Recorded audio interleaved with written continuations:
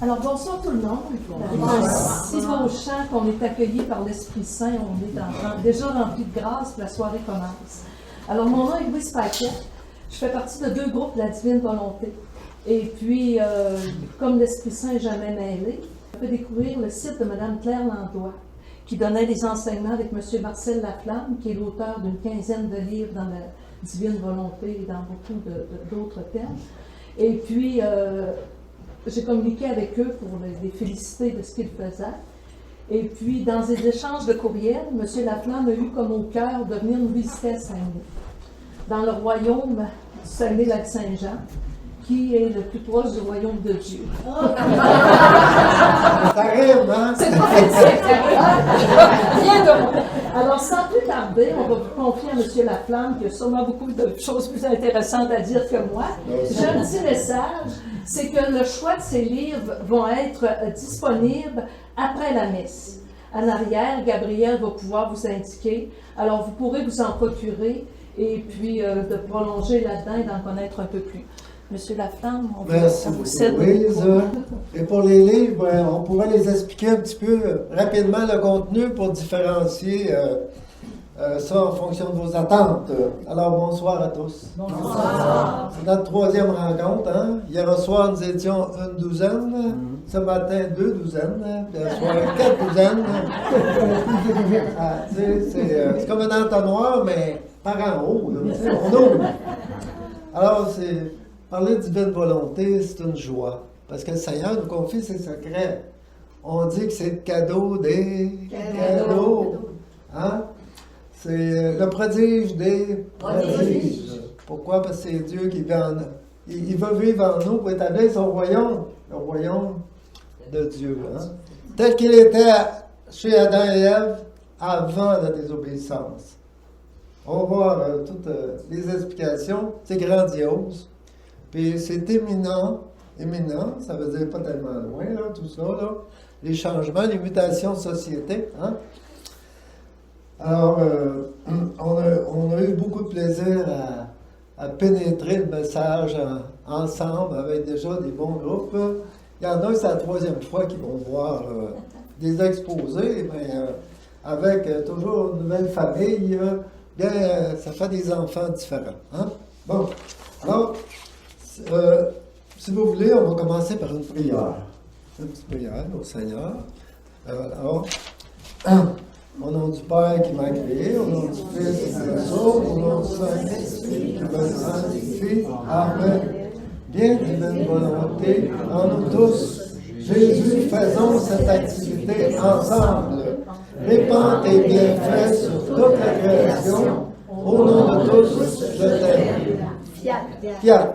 Alors, c'est le Seigneur qui prie en nous. C'est pour ça que répand tes bienfaits sur toute la création, au nom de tous. Et c'est l'appel de la divine volonté qui veut dire c'est Dieu qui est en nous. C'est Dieu qui se substitue à nous et qui Dieu produit des actes divins, des vies divines. Alors, on va échanger là-dessus, n'est-ce pas? On va commencer par une première question. Pourquoi le cadeau de la divine volonté? Si quelqu'un vous demande ça, comment répondre à ça? Hein? Pourquoi le cadeau de la divine volonté? Bien, on a la réponse. Mais il reste que c'est pour réaliser les promesses de notre Père. Le Seigneur dit, ça fait 2000 ans là, qu'on prie là, que ton règne vienne, que ta volonté soit faite. Ben là, il dit, ça y est, là, c'est amorcé, le processus de changement. Et donc, que ton règne vienne, restaurer le royaume, puis via que ce soit sa volonté divine qui domine en nous.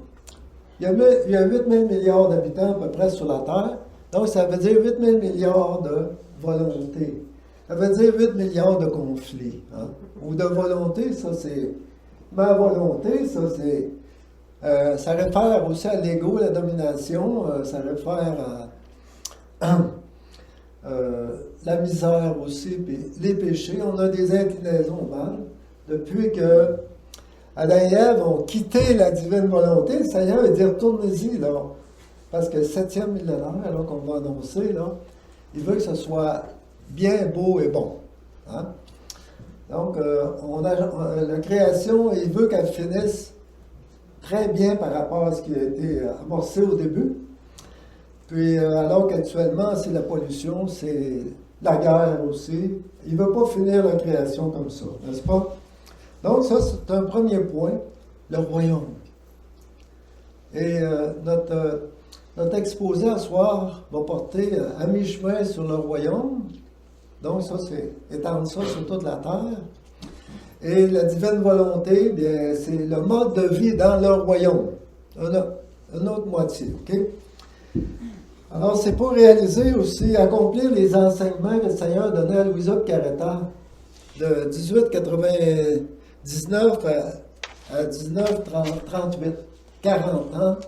Louisa Caretta au lit, elle était pendant 64 ans, elle vient de Corato. Son emplacement est à Corato, Italie, près de Rome, je crois. Puis Jean de Mers est allé là, lui. C'est beau, M. de Mers. Monsieur Jean Tremblay. C'est merveilleux, merveilleux. Bon, et c'est pour réaliser le fiat de la sanctification. Donc, le Seigneur, dans sa pensée trinitaire, avait pensé pour l'humanité 3 fiat ou 3 décrets ou 3 grandes décisions. Fiat de la création avec le Père, fiat de la rédemption avec le Fils, fiat de la sanctification avec l'Esprit Saint. C'est très bon pour les charismatiques, hein, l'Esprit Saint, vous connaissez ça d'avance. Alors, ça va être facile de vous intégrer dans un millénaire dédié à l'Esprit Saint. Au Père, c'était 4000 ans. La période entre Adam et Ève et Jésus, 4000 ans. La période entre Jésus et l'Esprit Saint, fiat de la sanctification, 2000 ans. Après la rédemption, fiat de la rédemption, l'an 33. 2000 ans après, généralisation du fiat de la sanctification, avec l'Esprit Saint. Ceux qui sont dans le charismatique doivent dire gloire, gloire, gloire à l'Esprit, parce que c'est son temps. Une sanctification de type divine. C'est le passage de la sainteté traditionnelle, qui était bonne, hein? Mais là, à la sainteté divine. Donc, ça veut dire que c'est Dieu en soi qui fait la sainteté. Donc, le matin, on dit, Seigneur, je te donne ma volonté, donne-moi la tienne. Hein? Que ton soleil divin permette de rejoindre tous les cœurs des humains sur la terre. Jésus est présent partout. C'est le même qui veut faire la transformation du monde. Puis on en est là.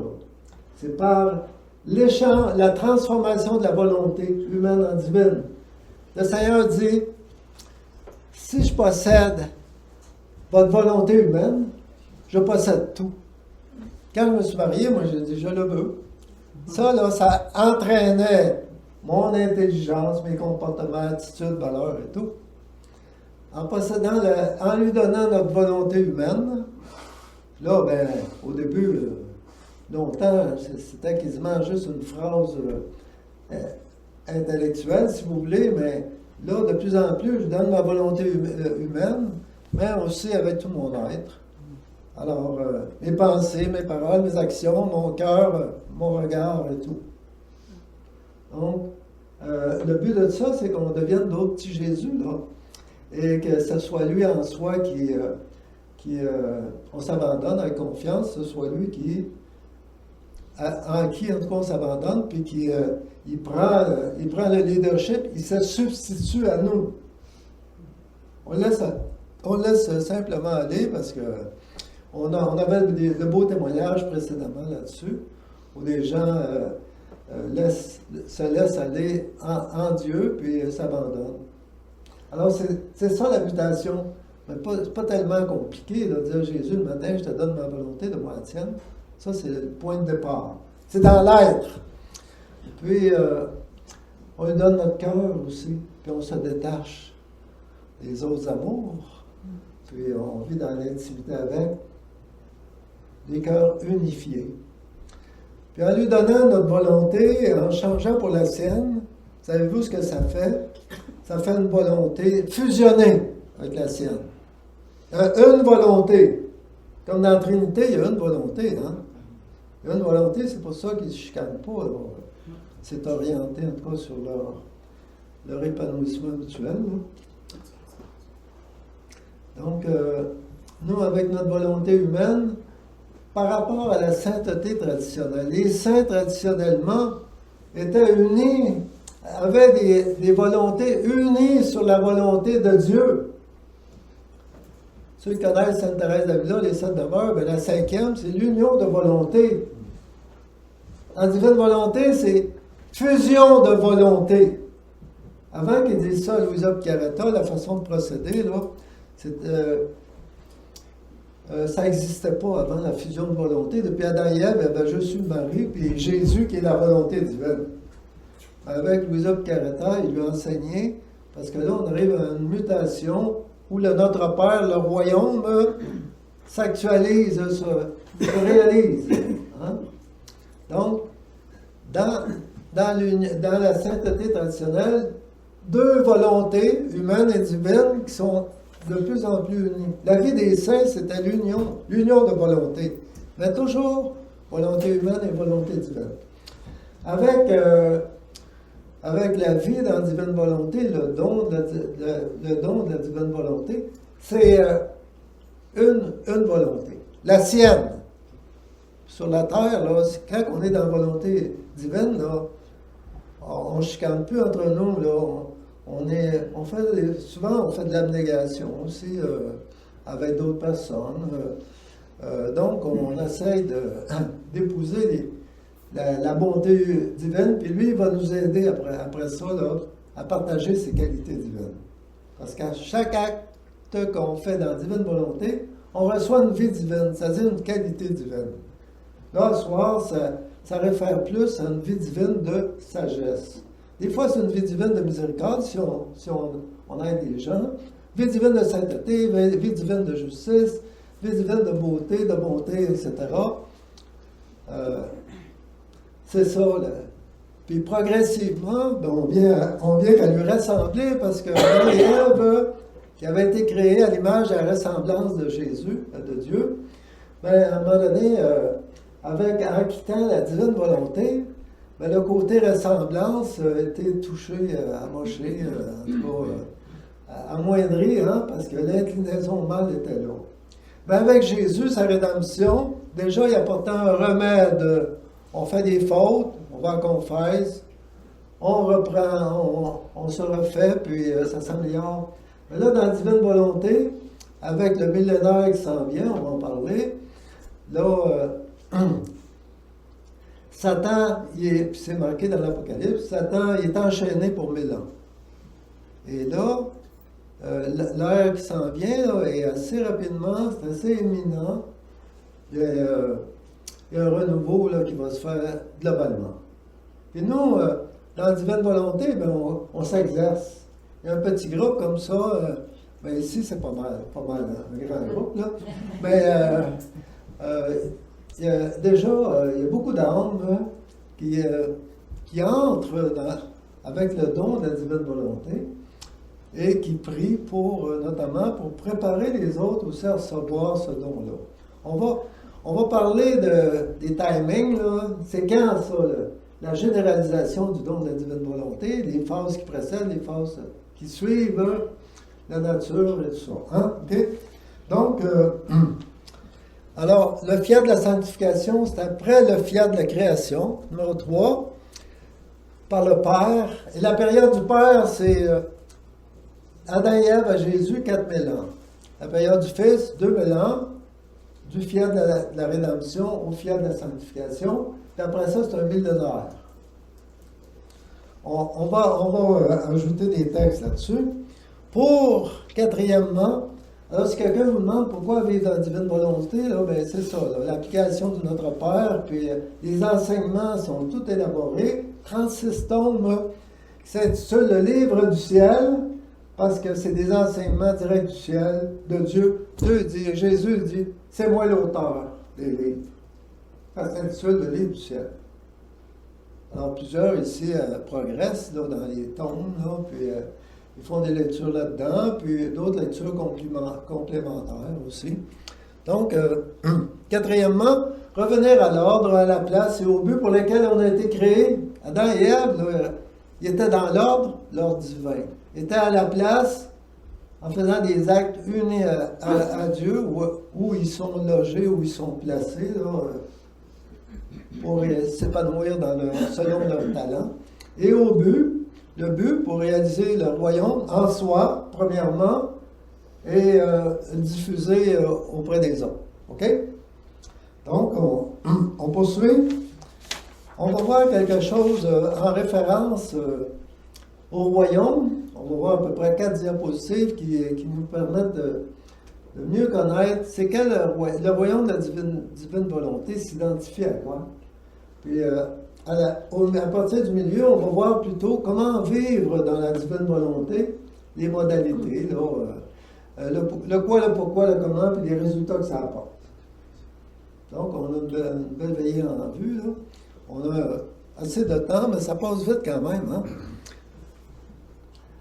Excuse-moi, OK. Ici, voici, si on fait... J'ai fait une recherche là, dans un livre de Louisa. Qu'est-ce que le Seigneur enseigne à Louisa par rapport à la fin des temps?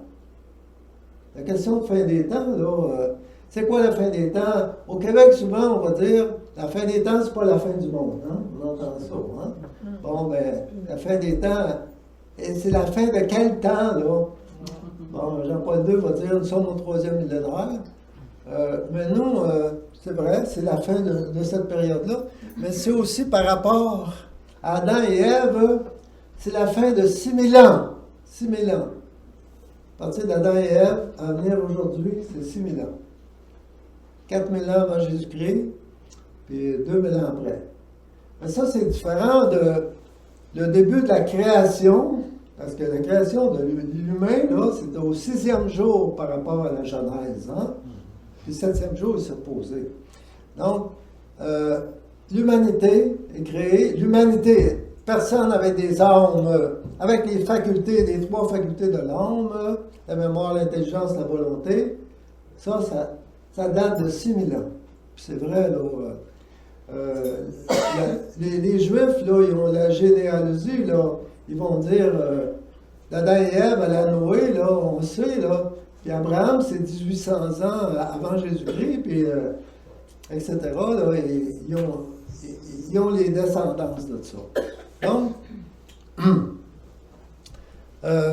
on est au 7e millénaire. Et là, ça apporte des changements. Là, il y a des mutations par rapport à ce qu'on, dans le vocabulaire pratique, qu'on parle là, de la fin des temps. Nous, là, on s'adresse bien plus là, que la fin des temps débouche sur des temps nouveaux. OK, là? Nous, là, c'est par rapport à ce que le Seigneur prépare. Là. Le royaume, c'est les temps nouveaux. Alors, bien, il veut nous purifier avant. Hein? Ça va être un peu, ça va se serrer un peu, là, parce que le monde a tourné le dos à Dieu, là, puis lui, il veut nous envoyer sur l'autre bord, là. Il veut qu'on revienne à l'Église, puis donc, vous pouvez imaginer les étapes qui vont se passer. Alors, on va analyser ces étapes-là qui viennent. Puis on va analyser aussi en termes de timing, combien ça prend de temps, les étapes. Qu'on en arrive à la généralisation du royaume de la divine volonté. Parce que là, c'est déjà amorcé, le royaume. Mais on est peu de personnes. Puis après, les pluies de grâce, on va être beaucoup. Puis à la seconde venue du Seigneur, on va être, ceux qui restent sur la terre, sont tous dans la divine volonté. On va regarder ça. Mais qu'est-ce que le Seigneur nous dit par rapport à Louisa et Caretan? On prend des extraits. Donc, on est dans le 7e millénaire. Deuxième point, le nouveau millénaire actualise les promesses de notre Père. On en a parlé, c'est en référence à ça. Il y a 3 fiat au décret, on l'a dit. Fiat de la création, de la rédemption, de la sanctification. Le 4e point, il y a 3 grands renouvellements du monde depuis Adam et Ève. Le premier, c'est avec Noé, c'est le déluge. 2000 ans après Adam et Ève, ça a été un grand renouvellement radical du monde. 2000 ans après, c'est le Christ sur la croix qui, lui, c'est le déluge de son sang, si vous voulez, là, qui purifie la terre, puis il prépare une nouvelle ère. Okay? Ça, c'est 2000 ans après. Aujourd'hui, 2000 ans après, Bien, aussi, il y a un changement radical qui s'opère dans le monde. Puis le Seigneur dit même, là, ce qui se fait actuellement, là, la confusion dans le monde, là, ben, c'est un signe, c'est un symptôme, là, c'est symptomatique de mon royaume qu'on est en train de bâtir, parce qu'il faut qu'il purifie. Hein? Puis le Seigneur il purifie, il attend beaucoup sa miséricorde, ça fait longtemps qu'il attend avant de systématiser là, les actions communes. Il a attendu beaucoup. Et il procède aussi par la purification, se fait par l'amour ou la souffrance. Ici, de même, il change le monde. Puis quand c'est les deux ensemble, ça va bien plus vite, la purification. Puis Louisa demandait, ça va être bien long, ce processus-là, là. Puis le Seigneur répond, là, moi, je peux faire ça rapidement, la transformation du monde. Puis là, on rentre là, déjà là, dans une tribulation, n'est-ce pas? Hein? On va voir ça, OK? Okay. On va voir ça plus précisément après. Hein? Mais 2000 ans après le fiat de la rédemption, qui a eu lieu en l'an 33, ça donne 2033, la seconde venue du Seigneur dans la gloire. Et c'est pas moi qui invente ça, c'est le Seigneur, il dit à tous les 2000 ans, il y a un changement radical du monde. Puis le dernier, c'est en l'an 33. On sait compter. Hein? Bon. Fait que, ben, les dates, on aime dire, c'est approximatif, c'est le Père éternel, le dernier mot là-dedans, puis si on prie, etc. Donc, quand on parle d'ordre de grandeur, bien, naturellement, c'est des points de repère. Okay? Hein? Bon. OK, cinquièmement, ce dernier millénaire sera comme un repos du sabbat. Et ça, là, la tradition de l'Église mentionne ça. C'est-à-dire que Saint Augustin disait, après le premier 6000 ans, là, ben, il y a un repos du sabbat pour le dernier millénaire. C'est comme un dimanche. Le repos du sabbat veut dire c'est comme le dimanche. On travaille la semaine, puis le dimanche, on se repose. Et là, on va se reposer 1000 ans de temps. OK? Ça va être notre cœur, puis notre croissance spirituelle, notre union avec le Seigneur qui va être privilégiée. On ne s'ennuiera pas, parce qu'on a du plaisir aussi à fraterniser ensemble, n'est-ce pas? Hein? Nos familles, avant, là, ça avait du plaisir. Bon. Cette croissance-là dans le Seigneur, dans sa tendresse, dans son infinité, sa puissance, sa sagesse, son amour. Nous là, le Seigneur dit, là, votre volonté a été créée, là, pour être heureuse, là, ben, c'est dans l'amour, puis être dans la divine volonté. La volonté humaine, là, c'est le moteur qui met tout en branle. Même le Père, par la parole du Fils, il a dit, pour créer la création, le Fils a dit, je le veux. Bang, bang, bing, bang, bing, bang. Ça s'est répandu sur la terre. Hein? Ouais, juste ça. OK. Je le veux, là. Ma volonté, là, c'est très important. Il dit, si je possède la volonté des humains, je possède tout. Parce que c'est la volonté qui coordonne nos autres facultés. Si je dis, par exemple, je vais aller au Lord Shore Beach, bon, ben, mon intelligence va me dire quand est-ce qu'on part, puis quel chemin qu'on prend, puis, hein? Puis ma mémoire va dire, hey, je me rappelle d'une route, là, puis, mais c'est la volonté qui prédomine. Et la volonté de Dieu, ben, c'est le principe vital qu'il y a dans la Trinité, qui coordonne les autres attributs. Sa miséricorde, sa justice, il faut que ça s'équilibre, les choses, hein? Dans la Trinité, il faut que ça s'équilibre. Hein? Okay. Bon, on va y aller progressivement. Sixièmement, correspondance avec du millénaire, avec le millénaire de l'Apocalypse. Si vous lisez l'Apocalypse, il est bien question d'un millénaire. Et c'est pas symbolique, c'est vraiment mêlant ou approximativement, puisque l'humanité est déterminée pour un 7000 ans. Donc, on va pouvoir, après ça, retirer des choses de l'Apocalypse. Qu'est-ce que l'Apocalypse nous parle de la seconde venue du Seigneur, où bientôt, on va parler de...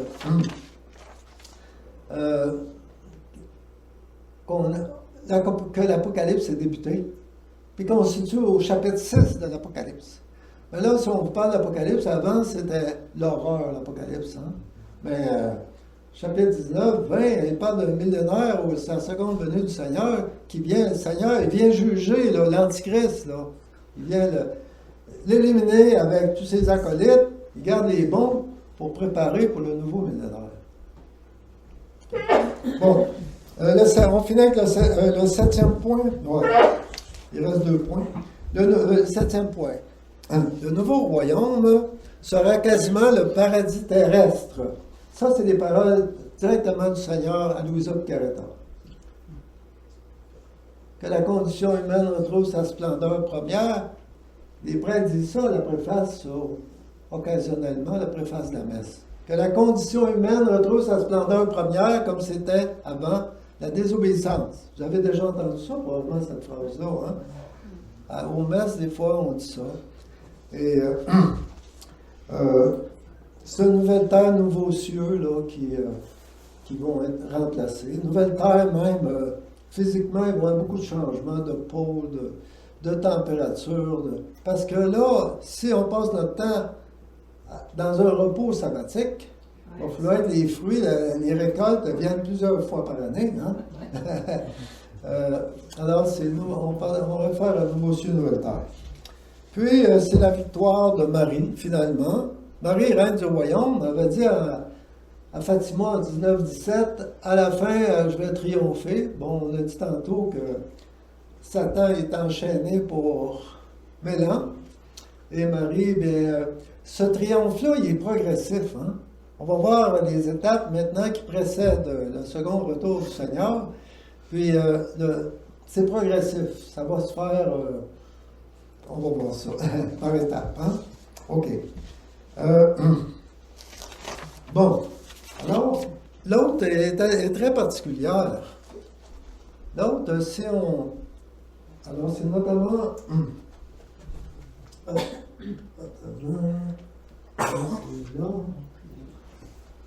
Bon, c'est notamment dans le livre L'échelle prophétique que les différentes phases sont bien décrites, documentées. Un chapitre par phase qui précède la seconde venue du Seigneur, phase 4. On va regarder ça ensemble. Bon, alors la première phase, c'est actuellement. Bien, vous avez 12 événements. On y va par le premier. Donc, on est dans une phase d'apostasie. Hein. Le Seigneur dit à la fin des temps, est-ce qu'il va avoir la foi encore sur la terre, ou encore il dit, je vais venir comme un voleur. Mais là, il n'y a personne qui s'informe de ça, ou même en Indie, il ne s'est pas mentionné beaucoup. Donc, la première phase, c'est l'apostasie, la purification. Quelle purification? Ben, on l'a sous nos yeux. Hein? La purification, au chapitre 6 de l'Apocalypse, on va revenir, tiens, on va avoir une fiche qui va détailler un peu plus la phase 1. On va passer à la phase 2, mais même la Vierge Marie, par exemple, avait dit dans une apparition en 1947, aux Trois Fontaines en Italie, elle avait dit, je suis la Vierge de l'Apocalypse. Ça veut dire qu'on est entré dans l'Apocalypse. Mais on va regarder ça sur un plan avec l'espérance du Seigneur, l'Apocalypse. Okay? Un plan bien constructif, parce que le Seigneur, il purifie, mais c'est pour préparer une autre étape, une phase encore plus belle. Il purifie le monde parce qu'il dit, votre génération, la jeune génération, s'en va sur le diable. Il est comme obligé de purifier le monde, mais positivement, par exemple, puis avec sa miséricorde qui est présente tout le temps. Puis il dit souvent dans les messages, c'est sur le bord de la mort, là, les gens, là, quand ils voient ça, là, leur vie, puis ça, là, ben, ils se convertissent, puis ils sont sauvés pour l'éternité. OK? Donc, la phase 1, là, ça va se terminer par l'illumination des consciences numéro 3. On va revenir là-dessus, plus détaillé. Là, je passe les 4 phases, je vous explique ça, puis après ça, bien, on ira plus en détail. La phase 2, suite à l'illumination des consciences, je ne sais pas si je peux le mettre ici, non, parce que c'est tout enregistré. Donc, la phase 3, c'est-à-dire l'événement 3, c'est l'illumination des consciences. Levez la main ceux qui connaissent ça, là, l'avertissement, l'illumination des consciences. Donc, il y en a une bonne moitié. Tant mieux, on va le partager un petit peu. Ça aussi, ça va être partagé. Je vais revenir là-dessus, OK? La phase 2, c'est que l'illumination des consciences, c'est une Pentecôte, une nouvelle Pentecôte. Chacun voit son cœur mondialement, tout le monde sur la terre. Chacun voit sa conscience, les péchés qu'il fait, le bien qu'il fait, les conséquences à l'entraîner. Il voit même, s'il mourrait tout de suite, à quel endroit il irait. Ciel, purgatoire, l'enfer. Bon. C'est le basic dans notre religion. Donc, là, les gens reviennent à l'église, puis là, ils se confessent, puis c'est vrai. Après la pandémie, les gens ne sont pas revenus à l'église. Donc, le Seigneur, il fait comme en Égypte, là, il y a les plaies, là, bon, en tout cas, positivement, c'est qu'il est obligé, s'il veut nous sauver, mais là, la purification va se faire, tu sais, on parle de guerre beaucoup, hein? Puis on parle beaucoup de la crise économique qui s'en vient. Puis il y a beaucoup de confusion dans l'air au niveau des religions. L'ONU veut changer beaucoup la religion du monde. La religion de l'ONU, là, les Nations Unies, là, c'est, puis Klaus Schwab, puis le Nouvel Ordre Mondial et tout ça, là, c'est une religion très matérialiste, où la personne se fait son petit Dieu, puis peut-être au-dessus de Dieu. Puis leur ennemi principal, c'est le catholicisme, parce que le catholicisme, c'est la branche qui est la plus enracinée, disons, dans les valeurs profondes. Okay? Donc, on va revenir phase 1 et phase 2, plus en détail. Ça va vite. La phase 3, c'est l'Antichrist. L'Antichrist, qui vient, une autre purification. Ça dure 3 ans et demi. Puis c'est le Seigneur, on passe à sa seconde venue. L'Apocalypse, chapitre 19, qui vient sur la nuée, au firmament, puis cheval blanc aussi, puis ben, c'est indiqué sur lui, là, le roi des rois. Là, c'est vraiment, le cheval blanc, c'est un bon cheval blanc. Okay? Et alors, il vient enlever l'Antichrist, éliminer avec ses acolytes. Il vient poser un jugement sur toute la terre. Les méchants disparaissent, et les bons sont élevés dans le ciel avec lui. C'est marqué ça aussi dans la Bible, là. Et sont élevés avec lui en attendant que les anges réparent la terre. Nouveau ciel, nouvelle terre. Pour préparer le nouveau millénaire. Bon, ça, c'est la phase 3. Puis la phase 4, c'est le retour de Jésus, un retour glorieux, puis un nouveau millénaire.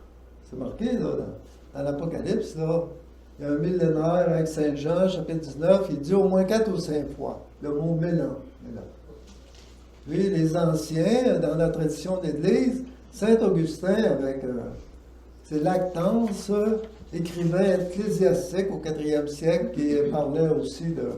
Après le 6 millénaire, au tournant entre le 6e et le 7e, ben, il y a un changement radical du monde, puis c'est le repos sabbatique, puis c'est le nouveau millénaire chrétien. Okay? Donc, là, on va revenir sur la phase 1 un peu plus en détail, parce qu'on dit dans phase 1, c'est la purification, en référence au chapitre 6 de l'Apocalypse, des 4 cavaliers. Les 4 cavaliers représentent 4 fléaux. Le premier cavalier, c'est cavalier blanc avec un arc. Et il y a plusieurs courants d'interprétation de ceci.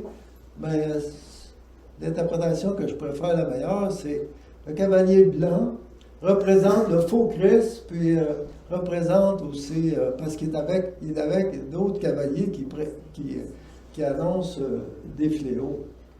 Et donc, cavalier blanc, qui, lui, c'est un faux imitateur du Christ et il crée la confusion dans les religions.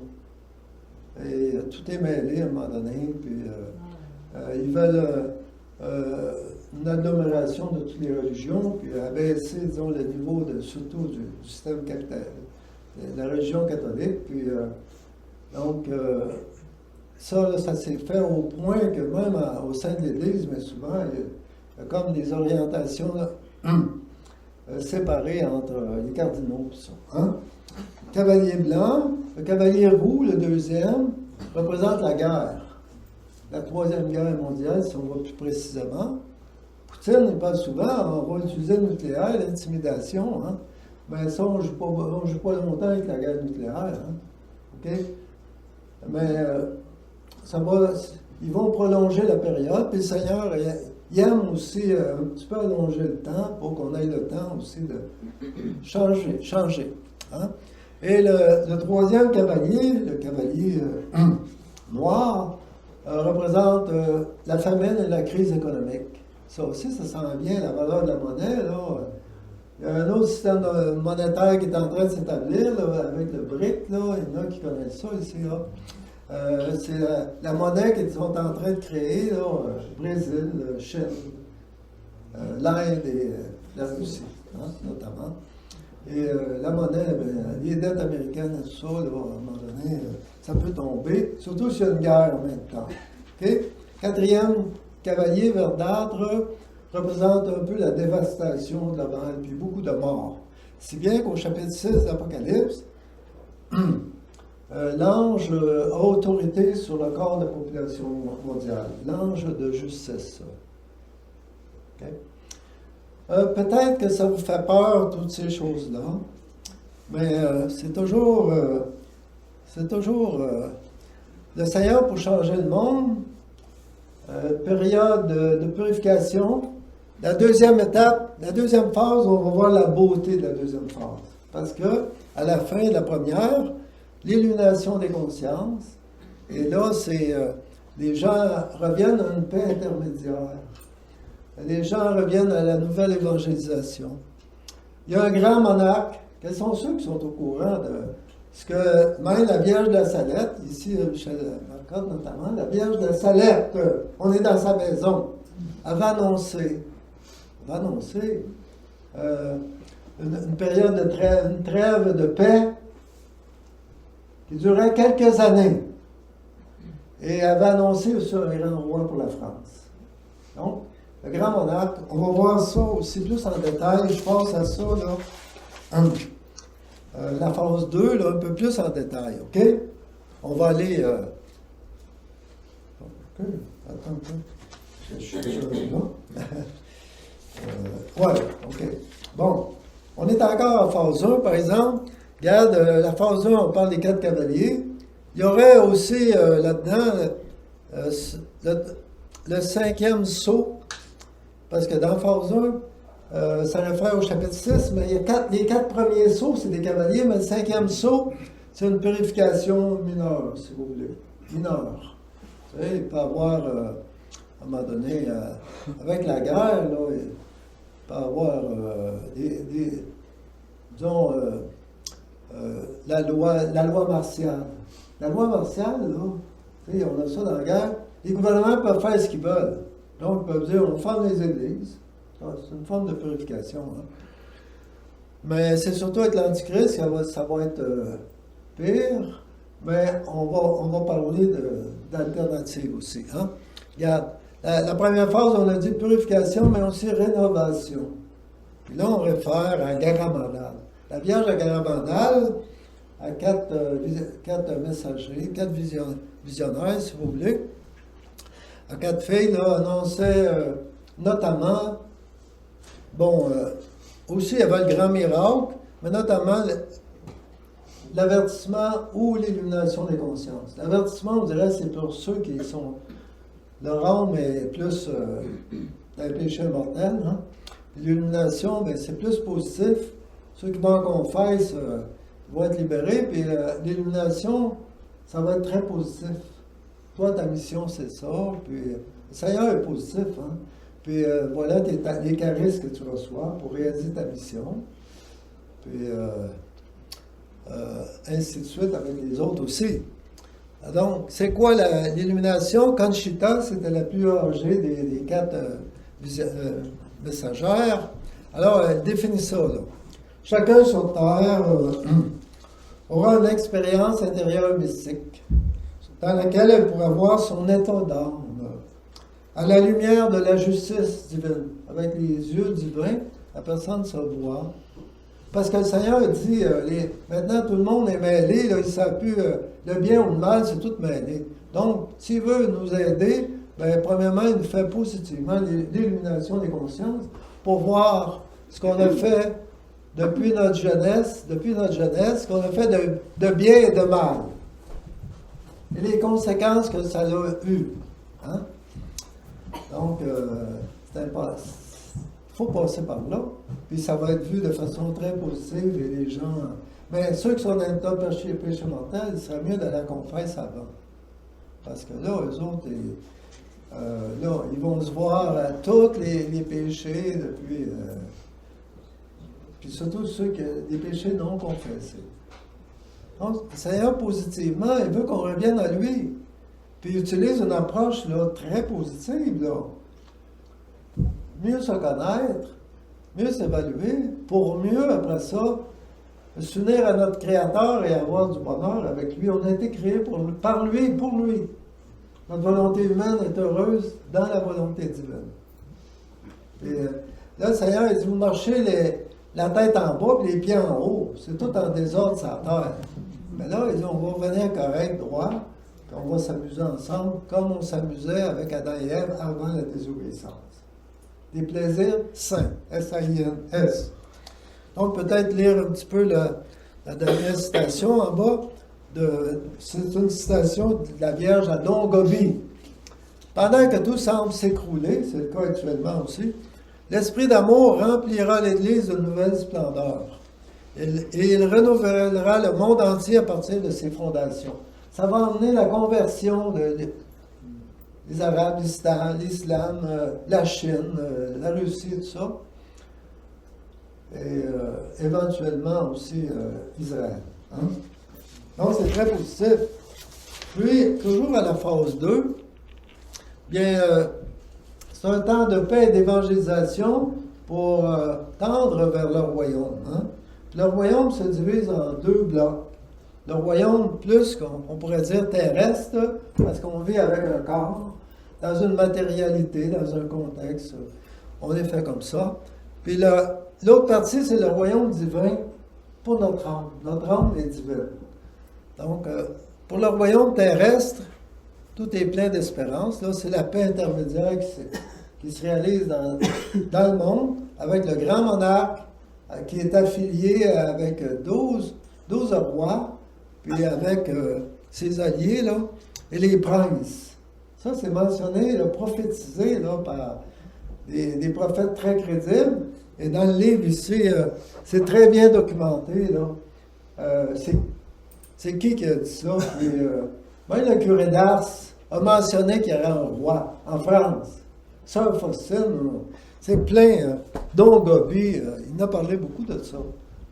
Un livre de 1100 pages. Et du côté spirituel, le printemps de l'Église, c'est assez beau. C'est ça qui va arriver, là. Les gens, les prêtres, là, vont être beaucoup sous la révérence du monde. Là, les gens vont découvrir l'importance du spirituel. Hein. OK. Et une évangélisation mondiale, parce que vous comprenez qu'en Chine, ça, aux Indes, ou l'islam, ils ont besoin de connaître qui est Jésus. OK?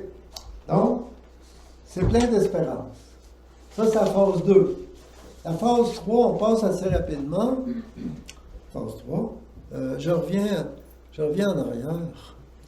La phase 3, c'est la grande tribulation. C'est l'Antichrist. C'est une dernière purification qui c'est costaud, là. Mais, au point 8, l'événement 8 réfère à l'enlèvement au ciel des croyants, des bons, des fidèles. L'enlèvement au ciel pour éviter qu'ils voient, en tout cas, en mes mots, voient la merde qui va se passer pendant 3 ans et demi, pendant la grande tribulation, où Satan a un rôle. Mais il y a des pays qui vont être protégés aussi par le Seigneur. Le Seigneur va jouer un rôle aussi important de sanctification des fidèles, mais des fidèles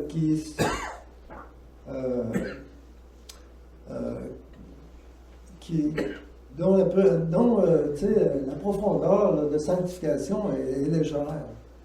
Après ça, ben, il y a beaucoup de gens qui sont riches actuellement, milliardaires et tout ça, vont dire on avait bien plus de fun avant, là. Avant, là, faire ce qu'on voulait faire par rapport à l'Église, là, c'est rentrer par la porte étroite, là, hein? C'est se détacher du monde, hein, c'est là, avoir le cœur libre pour le Seigneur, puis se détacher aussi de son ego, là, de l'orgueil et de domination. Alors, ces gens-là, c'est pas sûr qu'ils restent longtemps dans l'Église, alors c'est pour ça la troisième purification. Mais nous, là, en principe, là, puis notamment dans le Suléma, là, c'est très clair, là. À la fois les messages pour dire que l'enlèvement, puis c'est associé aussi à Matthieu, là, dans la Bible, là, qui dit, là, deux sont au champ, un est enlevé, l'autre il reste, puis ils sont au lit, un est parti, l'autre il reste. Donc, dépendamment des pays, au Québec, ici, on est censé retourner à notre splendeur qu'on avait avant la décadence, là, depuis les années 60, si vous voulez. L'État-providence, l'État qui se fait Dieu, pratiquement, là, hein? Et retourner à notre beauté originelle, avec des missions comme on avait avant. Parce que c'est la France qui va recevoir le plus de bénédictions. Mais avant, il est censé avoir une guerre civile en France, mais pas au Québec. Bien qu'on va avoir aussi notre purification pour que les gens aussi soient transformés. Hein? L'enlèvement, bien, c'est pour les personnes qui sont fidèles à Dieu. Comme par exemple, nous, là, ça fait, tu sais, on pratique, là, on pratique à contre-culture depuis 30-40 ans. On a un combat, là, même dans nos familles, j'ai 3 enfants, il y en a 2 qui ne pratiquent pas, puis on ne fait pas de bénédicité à la table, puis tout ça. Donc, on est dans une certaine persécution, quand même, mais quand même, on a beaucoup de mérite à ça, par rapport à Dieu, qui regarde ça, puis il trouve ça très bon que notre amour continue à être pour lui, malgré tout le contexte d'adversité. Alors, pour ceux-là, là, notamment, là, avant la tribulation et l'Antichrist, pour une durée de 3 ans et demi, juste avant, on serait enlevé au ciel. Pour revenir après la purification, au retour glorieux de Jésus. Puis ceux qui meurent, ceux qui sont martyrisés, ils vont en avoir. Durant la phase 3, ils reviennent aussi sur la terre. Ils sont morts, ils reviennent sur la terre. Pour le millénaire de paix, de justice et d'amour. Hein? Ça dans l'Apocalypse, là, chapitre 19, 20, là, c'est très clair. Bon. Alors, justement, je vais vous lire, ok, on a fait ça. Tiens, je vais vous lire des citations de personnes très crédibles. Hein? Ok, on y va avec ça. La première citation, ben, le Seigneur à Suléma. Est-ce que les gens connaissent Suléma qui a écrit sur l'avertissement, hein? Dans quelques-uns? Alors, le Seigneur dit à Suléma, ben, l'illumination des consciences, c'est comme une seconde Pentecôte. Je vous lis ça. L'effusion du Saint-Esprit sera aussi forte, aussi puissante après l'avertissement qu'elle le fut au moment de la première Pentecôte.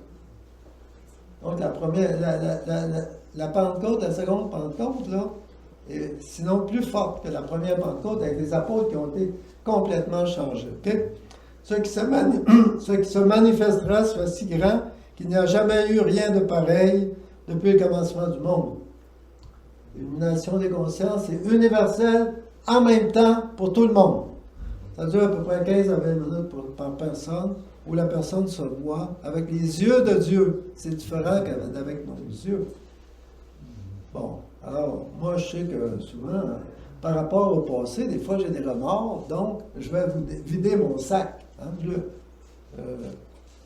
me laisse purifier auprès du prêtre, la confession. Okay? La Vierge Marie, maintenant, donc, Gobi, qu'est-ce qu'elle dit? par rapport à l'avertissement, l'illumination des consciences, les pécheurs se convertiront. Les faibles seront soutenus. Les malades obtiendront la guérison.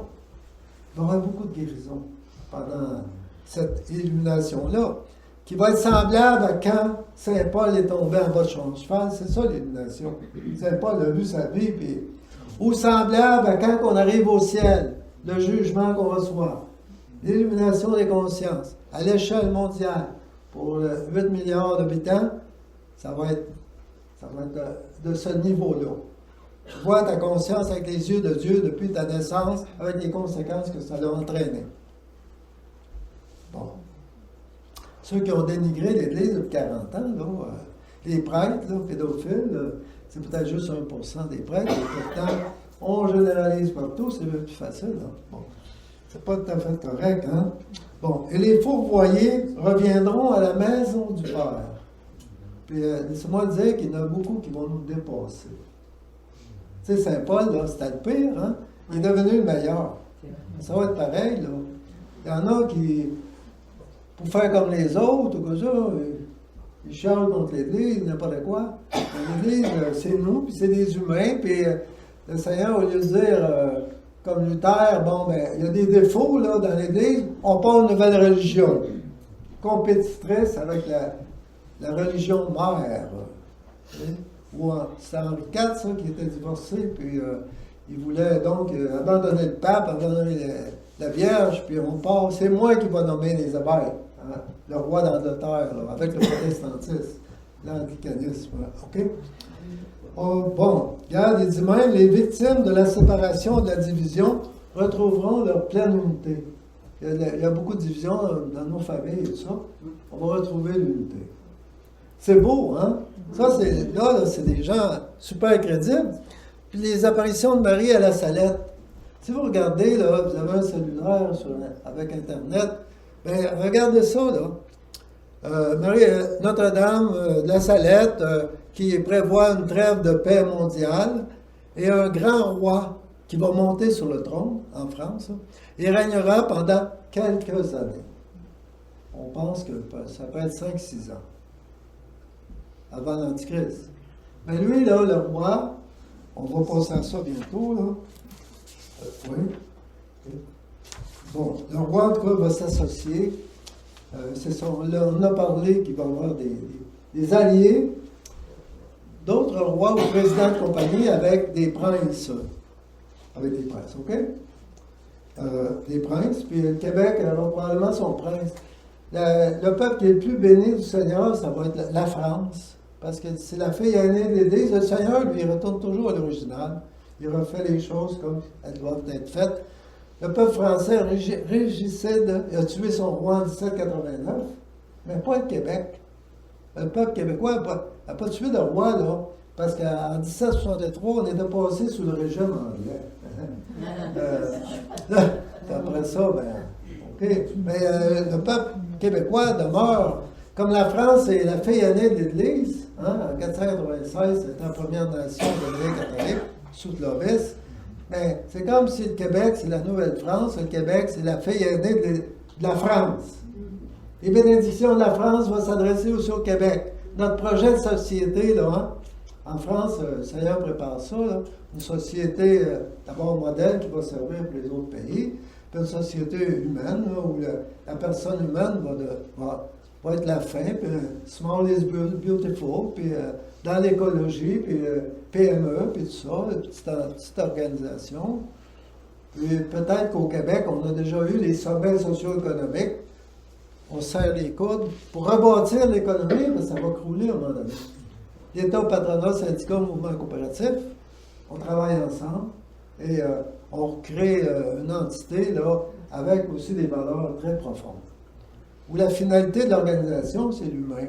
Bien servir les clients et tout ça, mais l'humain aussi comme employé aussi, au service des employés qui peut-être seront représentés au conseil d'administration, etc. On est censé développer un modèle ici qui va aider les petits peuples là, aussi à débloquer leur réintégrer, consolider leur organisation socio-économique. OK?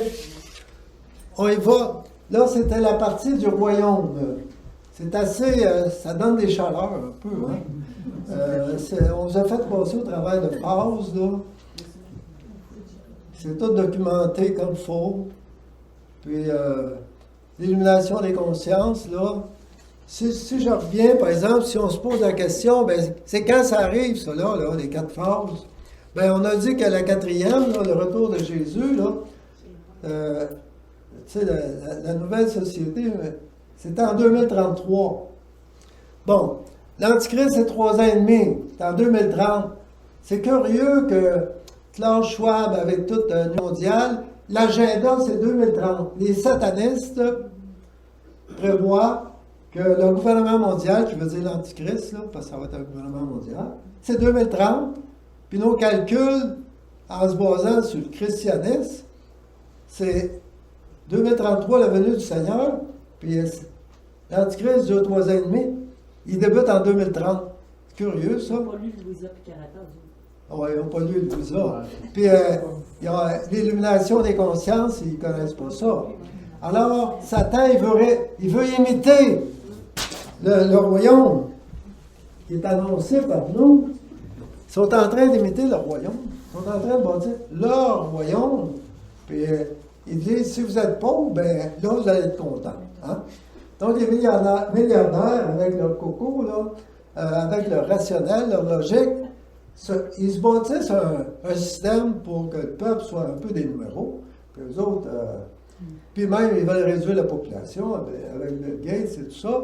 Puis même, c'est annoncé, ils aimeraient réduire ça là, de façon idéale à 500 millions. C'est assez pour nous autres. Hein?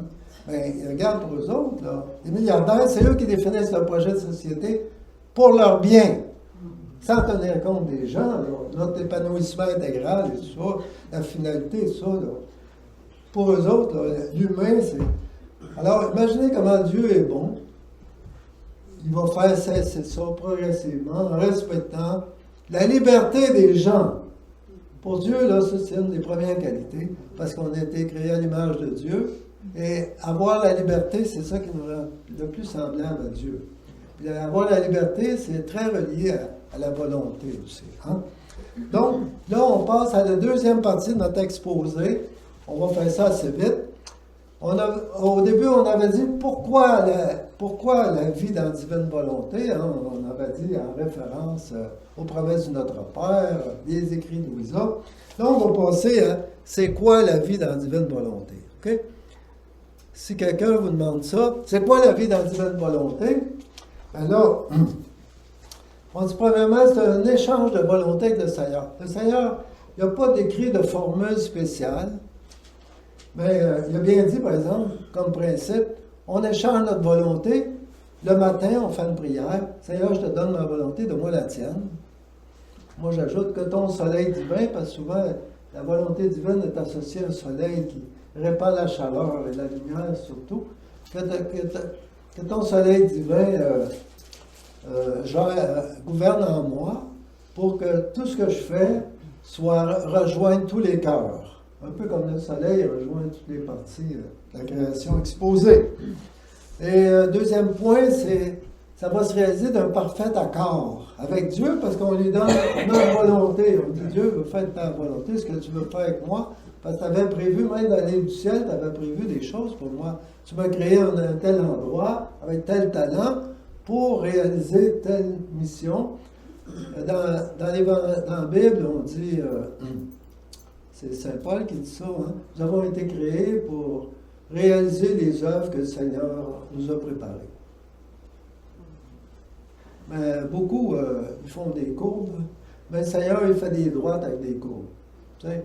Il y en a beaucoup qui disent j'ai été fait pour ça, mais ça ne m'intéresse pas. Moi, c'est des pouvoirs, puis c'est d'autres choses, l'argent et tout ça. Donc, on dévie. Hein? Deuxième point, parfait accord. Les communautés de biens, on a des droits dans la divine volonté, notamment des droits de partager l'amour de Dieu. Père éternel, je t'aime avec tout l'amour de ton Fils. Puis il reçoit ça comme ça. Là. Parce que dans la divine volonté, là, c'est Dieu qui parle en nous. Alors, il partage son amour, Il partage ses œuvres. Puis Dieu est dans l'éternel présent. Père avec la création, le Fils rédemption, l'Esprit Saint, la sanctification, sont dans l'éternel présent. Jésus, je refais ton couronnement d'épines. Et là, avec toi. Puis là, dans la divine volonté, on a dit, c'est toi qui t'as substitué à moi, je t'ai donné ma volonté, c'est la tienne. Dieu, c'est ça qui le ravit. Et c'est comme ça qu'il veut l'ascension du monde, là, qui veut nous relever beaucoup. C'est lui qui va agir en nous, en s'abandonnant à lui. Donc, on fait des actes divins, c'est lui qui est fait. Nous, pourvu qu'on lui dit, viens, on se branche à la divine volonté, viens faire cet acte-là, là, actuellement, là, viens faire ça en moi. Ben, c'est lui les conséquences, les résultats, c'est lui qui les fait. C'est le même qui veut transformer le monde. Puis c'est le même qui était Adam et Ève avant qu'ils sortent de la divine volonté. Donc, la mission de l'humanité, c'est de retourner à l'origine, avant la désobéissance. Puis il s'est permis, puis il va aider, puis il donne les pouvoirs et tout. C'est le même qui veut transformer le monde. OK? Une communauté de bien, ben, on peut faire les œuvres de Dieu, on peut partager son amour, mais ses qualités aussi. Hein? Moi, le matin, là, tous les matins et les soirs, je t'adore avec la toute-puissance divine. Père éternel, Trinité sainte, je t'adore avec toute la puissance divine. C'est beaucoup, là, toute la puissance divine. Puis là, le Seigneur, il dit, bon, ben ça, c'est comme une petite musique, là, j'aime bien ça, là. Puis il dit, c'est comme un petit Dieu qui m'adore. Donc, il faut redevenir à l'image et à la ressemblance de Dieu, comme c'était avant la désobéissance. C'est la façon. Bon, OK. De spectateur, Dieu devient acteur et c'est lui qui opère en nous avec sa puissance divine d'amour. Hein? Je t'aime avec tout ton amour, Seigneur. Et il aime bien ça, le Créateur, qu'on lui dise tes œuvres de création, la création des humains, chacun différent des autres, avec toutes sortes de facultés, de talents.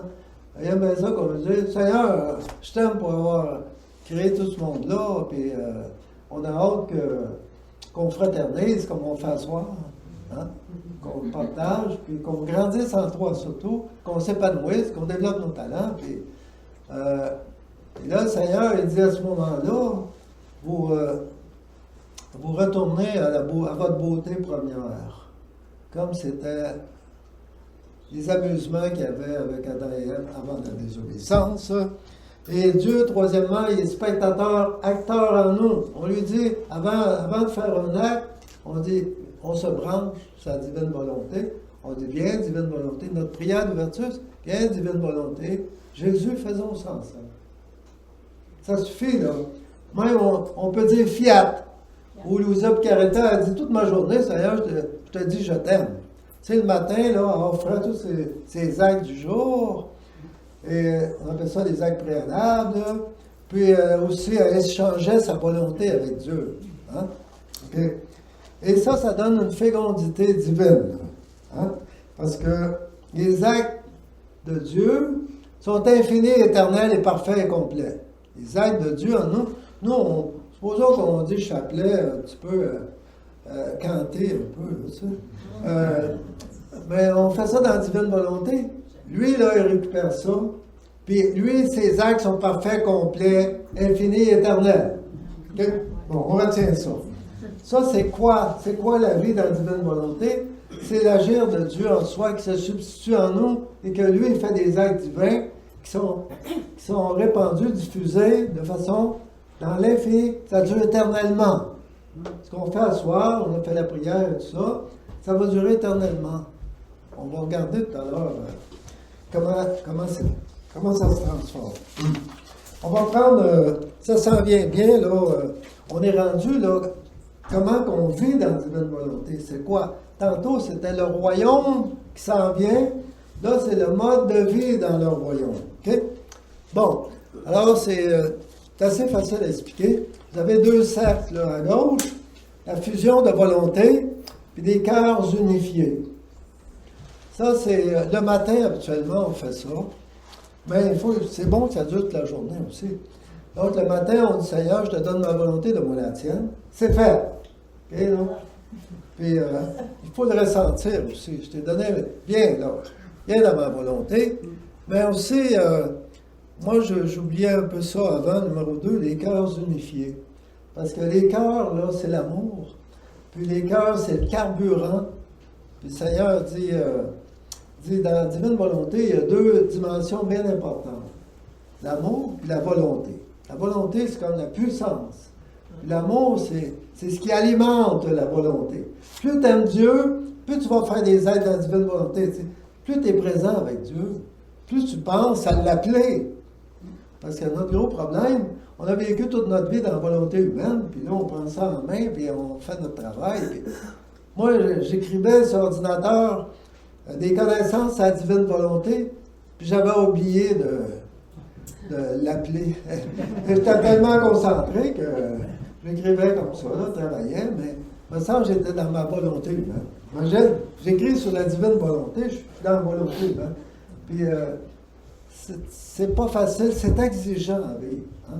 Mais ça, c'est au 4e degré, là, les gens là, vivent. Ils ont la présence continuelle. Puis on a ici là, des gens là, qui sont toujours avec dialogue avec Dieu. Tu es mon compagnon de vie. Moi, je suis ta compagne de vie à Dieu. Là. Ils sont dans cœur unifié, ils sont dans l'amour, je t'aime. Si on dit des je t'aime continuellement dans tout ce qu'on fait, ça réfère au 4e degré. Le Seigneur a dit il y a 4 degrés dans la divine volonté. Alors, on va voir ça, je pense. Non? Oui, non. Oui, on va voir ça là. Okay? 4 degrés. Allez, donc là, j'apprends mes leçons. Là. Il vous reste 15 minutes. Ah, comment? Il vous reste 15 minutes. 15 minutes. Car on finit ça dans 5 minutes. Et je voulais aussi. Quand j'ai une autre tâche, là. Hein? C'est sérieux, là. Il y a 9 livres que j'ai faits. Puis là, au moins, vous dire un petit peu le contenu en 1 minute chaque, là. Parce que les gens posent la question, c'est pourquoi s'intéresser à ça. Là, je suis content que Michel, qui nous oriente un peu. Parce que quand il reste 15 minutes, là, il faut s'adapter. Hein? Donc, les deux cercles de gauche, c'est pour vivre la divine volonté dans l'être. L'être, c'est moi, c'est mon être. Hein? Parce qu'il y a la divine volonté aussi dans l'agir, dans les actes qu'on fait. Si je lave la vaisselle, ça, c'est ça qu'on appelle un acte. Nos actes quotidiens, nos actes actuels, ça, c'est appeler la divine volonté. Puis à gauche, c'est fusion des volontés. Puis cœur unifié, ça veut dire cœur à cœur. Ça veut dire laisser passer son amour à travers soi, dialoguer avec l'oraison. Donc, déjà dans l'être, ça veut dire se détacher aussi. Moi, j'aime beaucoup les Canadiens quand ils gagnent, là, au hockey, là. Mais à un moment donné, il y a des abus aussi. Hein, il ne faut pas se prendre pour le coach des Canadiens. Là, hein. C'est Saint-Louis. Donc, le cœur unifié. L'amour alimente la volonté, puis elle nous fait penser à faire des actes dans sa divine volonté. Okay? Pour des résultats, là, ça donne des actes divins et des vies divines. À chaque acte, à chaque moment que vous acquérez des connaissances nouvelles, ben vous avez aussi, ça réfère aussi à un acte divin de sagesse, ou une vie divine. La vie divine, on obtient une qualité divine. Puis un acte dans la divine volonté, c'est l'équivalent de l'Eucharistie. Le Seigneur dit, l'Eucharistie, là, c'est ma volonté là, qui a prévu qu'il y aurait transubstantiation. Quand le prêtre fait ça, il applique ma volonté. Ben, il dit, dans la vie dans la divine volonté, là, à chaque acte que vous faites, ben, ça engendre une action divine, ça veut dire infini, éternel. Mais aussi, je vous donne une impulsion, là, un partage d'une de mes qualités divines. La vie divine veut dire, c'est en référence à ses qualités divines. Et quand, comme là, ben, ça serait une vie divine de sagesse. Puis un autre moment, si j'aide quelqu'un, une vie divine de miséricorde. Puis un autre moment, je vais prier, une vie divine de sainteté. Puis progressivement, on devient à l'image du Seigneur. C'est lui qui fait tout le travail au niveau des conséquences. OK? Donc, on peut passer à l'autre. Alors, ça va bien. L'autre, c'est quelles sont les conséquences de la vie dans la divine volonté? Là, c'est le Seigneur qui fait toute la job. Nous, on dit, Seigneur, viens faire le travail avec moi. Mets ça dans la divine volonté. Le Seigneur fait tous les autres 7 éléments. C'est lui qui fait ça. Parce que quand on lit les livres de Louison, on dit, hey, c'est compliqué. C'est lui qui fait le travail. On appelle la divine volonté dans nos actes. Premièrement, ça devient un acte divin. Puis sous-jacent à l'acte divin, il y a aussi une vie divine. Et tout ceci, ça répercute dans l'infini et l'éternel. C'est lui il est partout. Le Seigneur est partout. Il est dans tous les cœurs. Les bienfaits sont répartis partout. Les bienfaits qu'il nous donne sont répartis partout. Donc, ce qu'on fait, nous, les petits groupes, les petits hommes, c'est en préparation pour le monde, à ce qu'eux aussi soient inclinés, soient intéressés par la vie dans la divine volonté puis l'amour de la Sainte Trinité. Okay? Donc, deux configurations de soi avec Jésus, une figure semblable. C'est ça qu'il veut, qu'on devienne d'autres petits Jésus, ou d'autres Marie. Hein? OK? Après ça, répercussion dans la lumière de l'infinité. Nos actes divins durent éternellement. Alors, c'est transformé en petit soleil, en petite lumière, et ça dure tout le temps. Et c'est des lumières qui louent le Seigneur, qui glorifient le Seigneur par rapport à ce qu'on a fait. Quand vous venez ici, il y a un déplacement. Quand vous invitez le Seigneur, pour lui, c'est de l'amour, c'est de l'obéissance à ce qu'il a demandé. Puis, c'est de l'application de sa divine volonté. Alors, lui, il s'occupe de la balance, de la récompense. Mais il dit, chacun bâtit son petit royaume de la divine volonté par la somme des actes qu'il fait dans la divine volonté. Donc, tout le monde qui sont dans la divine volonté ont leur petit royaume. Ce sont des petits rois du royaume de la divine volonté. À l'intérieur du grand royaume divin de la divine volonté, il y a les petits royaumes de chacun. Avec Adam et Ève, c'est ça qu'il voulait faire. Même Adam et Ève, ils étaient dans un processus de perfectionnement de la vie dans la divine volonté. Ils faisaient des actes dans la divine volonté, puis acquéraient des actes divins, éternels et infinis. Et dans le ciel aussi, comme récompense, ça va toujours nous accompagner. Hein? Okay. Après ça, multiplication des bienfaits dans tous les autres, dans tous les cœurs. Dieu est présent dans tous. Alors, on fait quelque chose avec... Lui, il fait quelque chose en nous, ça se répercute partout. Okay? C'est lui, il y a une substitution, il devient acteur en nous. Nos actes humains deviennent des actes divins. C'est le même qui veut établir le royaume. Je trouve que ça a du bon sens, pareil, comme démarche. Là. Et dans Louisa, c'est bien expliqué. Cet échange-là de volonté, puis après ça, dans les actes, dans l'agir, se brancher sur Dieu. Que ce soit lui qui fasse. Puis lui, il fait toutes des choses belles, vérité, des choses bonnes, tout ça. Après ça, rénovation du monde. Il veut bâtir le royaume en nous, sa présence trinitaire, et il veut le bâtir sur toute la terre, à l'échelle du monde. Et impact au ciel. Même au ciel, les bienheureux, les anges, aiment beaucoup regarder les transformations que la divine volonté opère dans les gens qui vivent dans la divine volonté. Hein? Ils sont bien curieux de ça parce que c'est l'agir divin, puis ça démontre l'amour incroyable de Dieu pour ses enfants. Nous sommes des enfants de Dieu, hein? Dans la divine volonté, des enfants de Dieu en plénitude. Oui, on achève. La dernière, je crois que c'est la dernière. Oui, c'est la dernière avant les remerciements. Bon. Alors, la dernière, c'est l'échelle de croissance en divine volonté où le Seigneur, il mentionne bien qu'il y a 4 niveaux. C'est dans le tome 19. Le premier tome, on est comme des prospects, des aspirants à la divine volonté. Dominique Dutel, là, le prêtre français, qui était le meilleur là, dans le domaine, ça a pris 5 ans. Moi, je suis bien plus vite, ça a pris 1 an. Non. Ça veut dire, mais moi, ça a pris 1 an, en tout cas. C'est-à-dire que la première personne qui a parlé de ça, là, j'avais des choses à faire au plan spirituel, là, écrire notamment un volume sur les 7 demeures de Sainte-Thérèse d'Avila. Mais l'année suivante, quand j'ai été libéré, Guy Harvey, qui était comme en tout cas un fondateur, un pionnier au Québec, qui a fait traduire les livres, tout ça, donc on lui doit beaucoup de reconnaissance. Guy Harvey était venu à Sherbrooke, l'église Saint-Jean-Baptiste, puis donc j'avais acheté ses livres, puis l'année suivante, en 2009, on sortait un des livres qui est ici, là,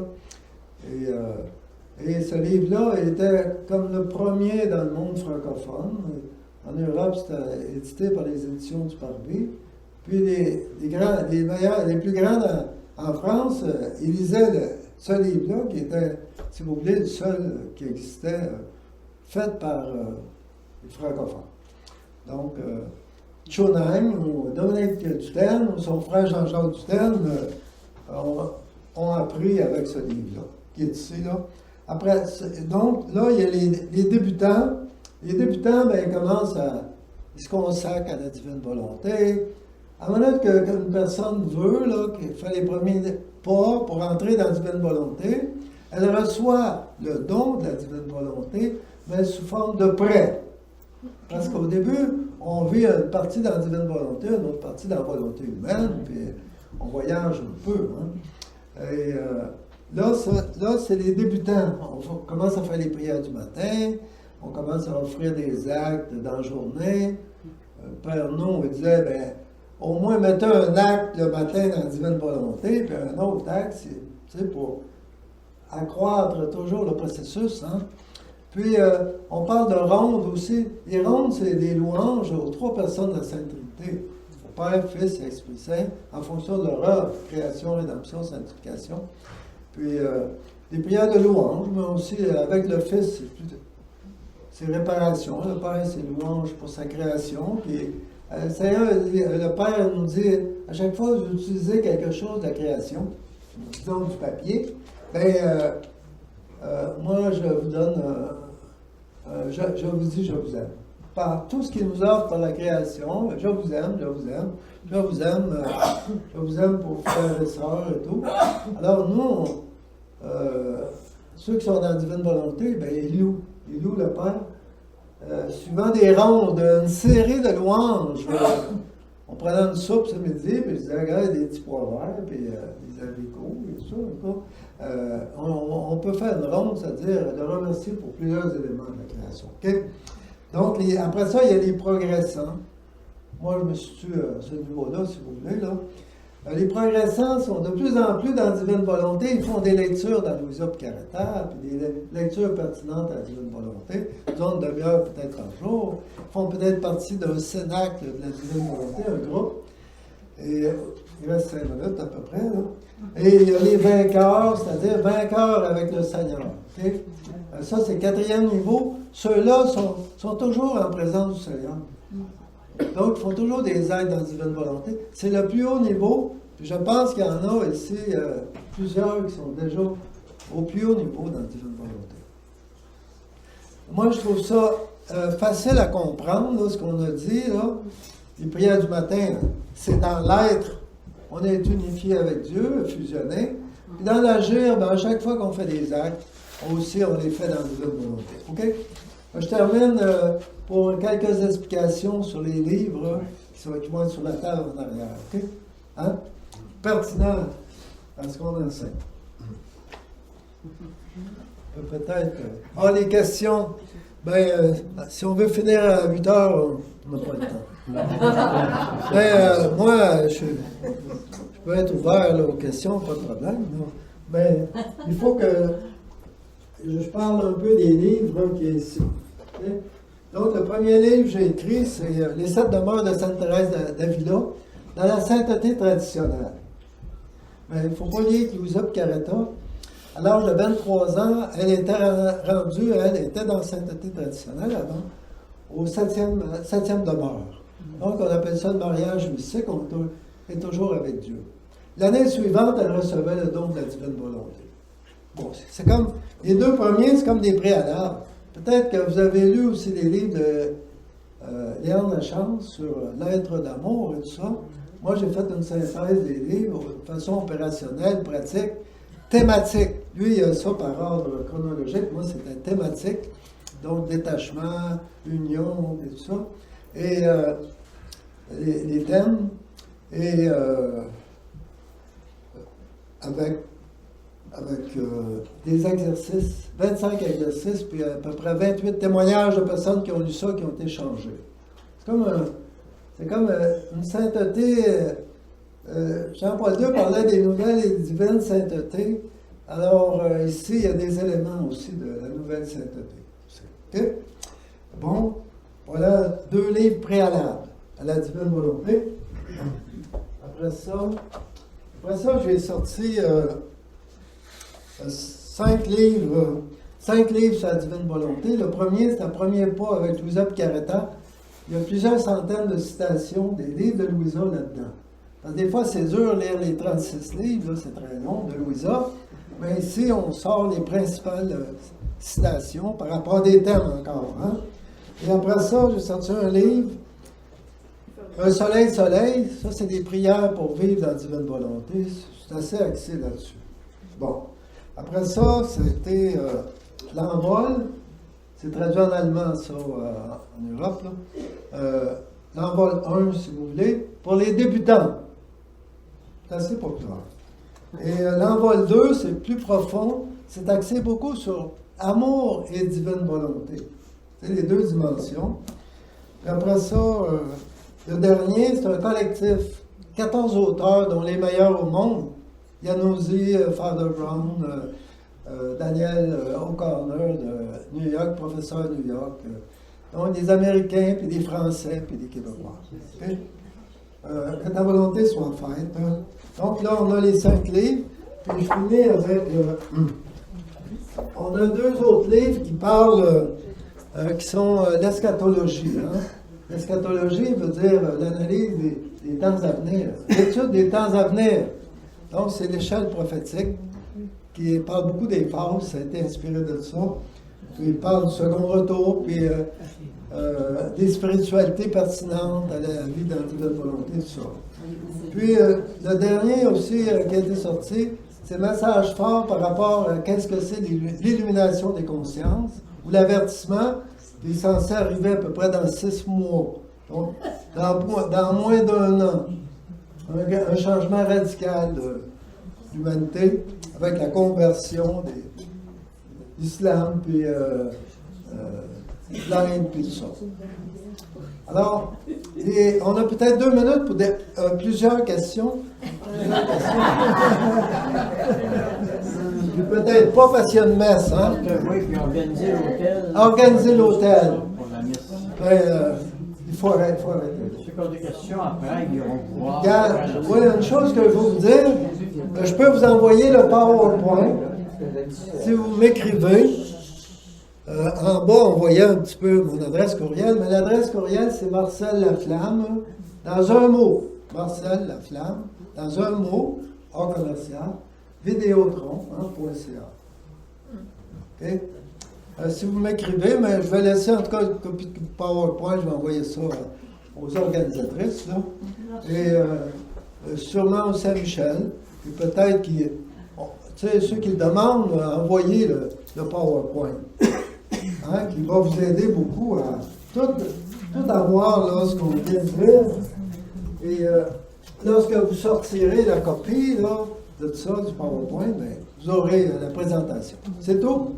Merci.